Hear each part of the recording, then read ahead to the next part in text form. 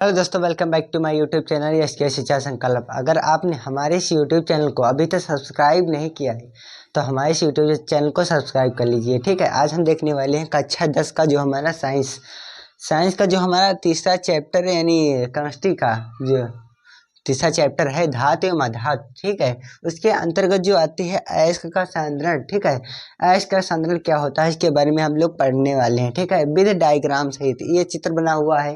ठीक है, इस चित्र को भी हम लोग आप लोगों को समझाएंगे। ठीक है, पहले अयस्क का सांद्रण जो है होता क्या है पहले ये देख लेते हैं हम लोग, इसके बारे में जो है पढ़ लेते हैं थोड़ा। ठीक है, उसके बाद हम लोग चित्र यानी डायग्राम के माध्यम से समझेंगे। ठीक है, जो अयस्क का सांद्रण होता क्या है। ठीक है, जो कि हमारे धातु एवं आधातु चैप्टर से है, जो कि कक्षा 10 का साइंस है। ठीक है, चलिए पढ़ते हैं अयस्क का सांद्रण क्या होता है इसके बारे में। ठीक है, अयस्क का सांद्रण यानी सल्फाइड अयस्क का सांद्रण फेन प्लवन विधि द्वारा किया जाता है। जो सल्फाइड अयस्क का जो है सांद्रण होता है, ठीक है, उसे फेन प्लवन विधि द्वारा किया जाता है। ये फेन प्लवन विधि का जो है चित्र भी बना है, अभी आप लोगों को समझाएंगे, वीडियो में बने रहिए। ठीक है, तो फेन प्लवन विधि द्वारा किया जाता है। ठीक है, बारीक पिसे सल्फाइड यानी बारीक पिसे सल्फाइड अयस्क को जल से भरे हुए एक टैंक में डाल दिया जाता है। ये टैंक कोई भरा है जल से। ठीक है, उसमें एक बारीक पिसे सल्फाइड अयस्क को जल से भरे हुए एक टैंक में, यानी इसमें जो है बारीक पिसे सल्फाइड को, ये टैंक है, इसमें डाल दिया जाता है। ठीक है, टैंक में डाल दिया जाता है और उसमें थोड़ा चीड़ का तेल और पोटेशियम एथिल जैंथेट मिलाकर वायु की तेज धारा जो है उसमें प्रवाहित की जाती है। ठीक है, उसमें जो है चीड़ का तेल उसमें डाला जाता है मिलाकर। ठीक है, और उसमें जो है पोटेशियम एथिल जैंथेट मिलाकर साथ वायु के साथ जो है वायु की जो है तेज धारा उसमें प्रवाहित की जाती है। किसमें? एक जो है पानी से भरा हुआ जो टैंक है उसमें इतनी अयस्क जल चीड़ का तेल इत्यादि मिलाकर उसमें जो है वायु की तेज धारा इसके माध्यम से जो है प्रवाहित की जाती है। ठीक है, प्रवाहित की जाती है। सल्फाइड अयस्क के कण तेल से भीगकर, जो सल्फाइड अयस्क के कण होते हैं वो जो है तेल से भीगकर द्रव की सतह पर फेन यानी जिसे हम लोग झाग भी बोलते हैं, ठीक है, में एकत्रित हो जाता है। ठीक है, इसमें एकत्रित हो जाता है और अशुद्धियां जल से भीगकर जो है टैंक के फेंदे यानी फेंदे मतलब सबसे निचली सतह पर बैठ जाती हैं। जो अशुद्धियां होती हैं, यानी ये जो आप लोगों को डायग्राम के माध्यम से बताना चाहेंगे, ये जो नीचे ये आप लोगों को दिख रही है ये, ठीक है, ये अशुद्धियां हैं। ये क्या है? अशुद्धियां। यहाँ पर लिख देंगे अशुद्धियां। ये क्या है? अशुद्धियां, जो कि नीचे सतह पे बैठ गई हैं, अयस्क को बैठ गई हैं और सांद्रित अयस्क को अलग कर देती हैं। जो सांद्रित जो अयस्क होता है उसको अलग कर देती हैं। ठीक है, तो ये वायु हो गई। वायु ये नलकी के माध्यम से जो वायु के इसमें जो है अयस्क प्लस जल चीड़ का तेल इत्यादि जो है ये तीन चीज़ें जो है मिलाकर वायु की मिलाकर इसमें पानी के एक टैंक है उसमें डाल दिया जाता है। ठीक है, उसके बाद इस नलकी की सहायता से जो है वायु की जो है तेज धारा इसमें प्रवाहित की जाती है। तो वायु की तेज धारा जो प्रवाहित करने पर यहाँ पे जो वायु की तेज धारा जाती है उसके बाद छोटे छोटे बुलबुले टाइप के जो है बुझे टाइप के जो बढ़ने लगते हैं यहाँ से, और ऊपर जो है फैन के सबसे टैंक के ऊपरी सतह में जो फैन जैसा जो है ऊपर आ जाते हैं। ठीक है, और यहाँ से एक टंकी है, यहाँ से जो टूटी गई है उस साइड में, वहाँ से जो है फेना के रूप में बाहर निकल जाते हैं, जिसे हम लोग सांद्रित अयस्क कहते हैं। वो यहाँ से निकल जाते हैं। ठीक है, बाहर, यानी इस विधि द्वारा वायु की तेज धारा प्रवाहित करने पर छोटे छोटे बुलबुले के टाइप के उठते हैं। उसके बाद ये जो है ऊपर की सतह पर आ जाते हैं। ऊपर आने के बाद इस जगह के द्वारा जो है बाहर निकल जाते हैं। और वो होते क्या हैं? जो छोटे छोटे बुलबुले टाइप के होते हैं वो होता क्या है, उसे ही हम सांद्रित अयस्क बोलते हैं। ठीक है, वो बाहर निकल जाते हैं। ठीक है, ये जो निचली सतह पर डायग्राम में आप लोग देख सकते हैं, ये जो निचली सतह पर बैठा हुआ है ये क्या है? ये यहाँ पर अशुद्धियाँ हैं। ठीक है, ये जो है अशुद्धियाँ यहाँ पर निचली सतह पर बैठ गई हैं। ठीक है, कुछ इस प्रकार से जो हमारा अयस्क का सांद्रण जो कि धातु एवं अधातु चैप्टर से है हमारा, तो कुछ इस प्रकार से है। ठीक है, आप लोग देख सकते हैं, आप लोगों को बारीकी से समझाया है किस प्रकार से जो है अयस्क का सांद्रण होता है। तो वो इस प्रकार से होता है, 3 चीज़ें, अयस्क, जल, चीड़ का तेल इत्यादि मिलाकर उसमें डाल दिया जाता है। कोई पानी का टैंक होता है। ठीक है, उसके बाद एक नल की ये पाइप है। ठीक है, इसकी सहायता से जो वायु की तेज धारा प्रवाहित उसमें करते हैं। ये बुलबुले छोटे छोटे भुज्जे टाइप के जो है उभर कर, ठीक है, ऊपरी सतह में आ जाते हैं। उसके बाद ऊपरी सतह से जो है एक साइड से जो नलकी लगी होती है, ठीक है, उसके माध्यम से जो बाहर निकल जाते हैं, जिन्हें हम लोग संतृप्त अयस्क बोलते हैं। ठीक है, उसके बाद जो निचली सतह पर बैठ जाते हैं, इन्हें हम अशुद्धियाँ कहते हैं। ये हमारी अशुद्धियाँ हैं जो कि निचली सतह पर बैठी हुई हैं। इसे ही हम फेन उत्प्लवन विधि भी कहते हैं। ठीक है, ये फेन उत्प्लवन विधि का चित्र बना हुआ है। ठीक है, और इसे फेन प्लवन विधि भी ये कुछ हमारे क्वेश्चन दिए हुए हैं जो कि धातु एवं अधातु चैप्टर से हैं। ठीक है, इन 4 क्वेश्चन के बारे में जो है हम लोग पढ़ते हैं।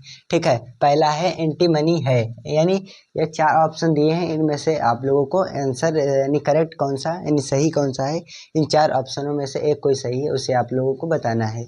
तो पहला क्वेश्चन है एंटीमनी है। एंटीमनी क्या है? पहला ऑप्शन दिया है धातु है, धातु है, ठीक है, अधातु है, उपधातु है या मिश्र धातु है। इन 4 ऑप्शनों में धातु, अधातु, उपधातु यानी मिश्र धातु, इनमें से कौन सा आपका करेक्ट ऑप्शन है? ठीक है, आप लोगों को अगर एंटीमनी क्या है, एंटीमनी है, ठीक है, इन 4 ऑप्शन में से जो आपको पता हो, ठीक है, आप पहले कमेंट बॉक्स में बता दीजिए, उसके बाद हम बताते हैं कि एंटीमनी क्या है। ठीक है, एंटीमनी जो होता है वो हमारा होता है जो कि उपधातु होता है। ठीक है, एंटीमनी है क्या है? हमारा उपधातु। ठीक है, मिश्र धातु भी नहीं है, अधातु भी नहीं है, धातु भी नहीं है, यानी ये जो है हमारा है बिल्कुल करेक्ट राइट आंसर इसका हो जाएगा एंटीमनी का उपधातु। ठीक है, किन किन लोगों ने उपधातु आंसर दिया है कमेंट बॉक्स में ज़रूर बताइए। ठीक है, आप आंसर कमेंट बॉक्स में ज़रूर करिए। ठीक है, सही करते हैं या गलत करते हैं उससे कोई मतलब नहीं है, लेकिन आप लोगों को कमेंट बॉक्स में उत्तर जरूर करना चाहिए। ठीक है, दूसरा जो हमारा प्रश्न है अधातु है, धातु नहीं पूछ रहा है यहाँ पे जो क्वेश्चन हमारा पूछ रहा है अधातु है, क्योंकि क्वेश्चन को पहले हम लोग सही ढंग से पढ़ते हैं, उसके बाद हमारे समझ में आएगा कि इन 4 ऑप्शन में से जो है आंसर हमारा करेक्ट कौन सा है। तो धातु नहीं पूछ रहा है, यहाँ पे अधातु पूछ रहा है, जो ये है के कैल्शियम। ठीक है, तो यहाँ ये भी धातु है। ठीक है, अधातु, और यहाँ पे क्वेश्चन जो पूछ रहा है अधातु है। ठीक है, ये जो पूछ रहा है Na, ठीक है, ये भी हमारा जो है धातु है। ठीक है, ये भी धातु है, तो ये भी हमारा क्वेश्चन बिल्कुल क्या सही नहीं होगा। ठीक है, एल ये हो गया Al। ठीक है, ये भी हमारा धातु, ये भी क्वेश्चन नहीं, जो हमारा सही होगा वो 2 नंबर वाला हमारा सही होगा कि ये अधातु हमारा है। ठीक है, दूसरे क्वेश्चन का जो आंसर होगा वो हमारा F होगा। ठीक है, 3 नंबर पे हमारा जो क्वेश्चन आता है, ठीक है, धातु है, ये 4 ऑप्शन दिए हुए हैं, इनमें से कौन सी धातु है? ठीक है, आप लोग पहले कमेंट बॉक्स में बताइए कि धातु क्या होती है। ठीक है, कमेंट बॉक्स में जल्दी से बताइए कि धातु इन 4 ऑप्शन में से क्या है। ठीक है, कमेंट बॉक्स में लिखिए। पहला हमारा है ये, ठीक है, ये, और 4 नंबर पे ये है, ये है, ये है। ठीक है, तो इसमें से कौन सा सही होगा 4 में से? तो हमारे ये गलत हो जाएगा, ये भी नहीं होगा, और हमारा जो करेक्ट राइट आंसर होगा लिथियम यानी Li, जो हमारा करेक्ट आंसर हो जाएगा धातु है। ठीक है, यहाँ पे जो पूछ रहा था अधातु, ठीक है, तो हमारा ये दूसरा वाला सही था। ठीक है, इसका भी अधातु पूछ रहा है, इसका ये F हो जाएगा। इसका अधातु पूछ रहा है लिथियम Li, जो इसका करेक्ट ऑप्शन हो जाएगा। ठीक है, फिर 4 नंबर पे हमारा जो क्वेश्चन पूछ रहा है पीतल है, यानी पीतल क्या है? धातु है, उपधातु है, अधातु है, मिश्र धातु है। पीतल क्या होता है? कमेंट बॉक्स में बताइए कि पीतल क्या है? धातु है, उपधातु है, धातु है, मिश्र धातु है। 4 ऑप्शनों में से कौन सा सही है? कमेंट बॉक्स में हमें ज़रूर बताइए। ठीक है, चलिए बताते हैं। ये जो हमारा होता है पीतल, वो हमारा मिश्र धातु होता है। ठीक है, ना धातु हमारा होगा, ना उपधातु होगा, ना अधातु होगा। इसमें से जो करेक्ट आंसर हमारा हो जाएगा वो हमारा यही होगा, जो कि करेक्ट आंसर हो जाएगा मिश्र धातु। पीतल हमारा मिश्र धातु है। ठीक है, ये कुछ बेसिक से 4 क्वेश्चन हैं कुछ इस प्रकार से। ठीक है, आप लोग कमेंट बॉक्स में ज़रूर आंसर कीजिए। हेलो दोस्तों, अब हम देखने वाले हैं जो हमारा कक्षा 10 का तीसरा चैप्टर है धातु एवं आधातु साइंस का। ठीक है, इसके अंतर्गत हम लोग कुछ क्वेश्चन आंसर जो है देख रहे थे। ठीक है, ये क्वेश्चन आंसर हम लोग देखते हैं। ठीक है, आधातु वर्धनीयता, जो आधातु वर्धनीयता होती है वो प्रदर्शित करता है। वो क्या प्रदर्शित करता है? ये 4 ऑप्शन दिए हैं, इनमें से हमारा कौन सा सही आंसर है? ठीक है, इनमें से कौन सा सही है ये हम लोगों को बताना होता है। ठीक है, पहला हमारा सल्फर, फिर आयोडीन, फास्फोरस और 4 नंबर पे हमारा है तांबा। ठीक है, तो ये सल्फर होगा, आधातु वर्धनीयता प्रदर्शित इस सल्फर को नहीं करती है। आयोडीन को भी नहीं करती है। ठीक, फास्फोरस को भी नहीं करती है। जो तांबा होता है इसे ही आधातु वर्धनीयता जो होती है वो प्रदर्शित करती है। ठीक है, ये हमारा ये क्वेश्चन है, निम्नलिखित में से कौन सी धातु अम्ल से हाइड्रोजन विस्थापित नहीं करती है? यानी कौन सी धातु होती है जो अम्ल से हाइड्रोजन को नहीं विस्थापित करती है? पहली है Fe। ठीक है, फिर Zn, 3 नंबर पे हमारी है Cu। ठीक है, और 4 नंबर पे है Mg। ठीक है, तो ये भी नहीं करती है, हाइड्रोजन विस्थापित नहीं करती है। ठीक है, Zn भी नहीं करती है और ये Mg भी नहीं करती है। जो Cu कॉपर होती है ये जो है हाइड्रोजन विस्थापित नहीं करती है। ठीक है, धातु अम्ल से हाइड्रोजन विस्थापित जो है नहीं करती है। ये हमारा जो ये क्वेश्चन है एल्युमिनियम की सतह पर ऑक्सीजन परत बनना कहलाता है। यानी एल्युमिनियम की सतह पर ऑक्सीजन परत जो है बनना कहलाता है। क्या कहलाता है? एनोडिंग। ठीक है, एनोडिंग या फिर कैटिनेशन, एनोडिंग या कैटिनेशन। तीसरा हमारा है बेसमेरीकरण। ठीक है, या 4 नंबर पे हमारा है इनमें से कोई नहीं।